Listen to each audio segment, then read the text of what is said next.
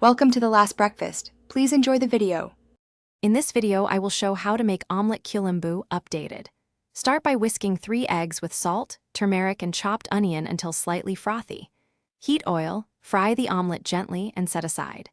In the same pan, temper mustard seeds, curry leaves, and chopped tomato, then add spices and coconut milk to form the kulambu. Simmer briefly, return the omelette to the gravy, and serve hot with rice or bread. Gather your ingredients before you start to keep the process smooth and relaxed. Use fresh eggs and a small tomato for brightness, and measure spices like sambar powder and red chili to control heat. Coconut milk gives the kulambu a creamy texture, while tamarind or lemon juice adds balancing acidity. Keep mustard seeds and curry leaves handy for a proper tempering.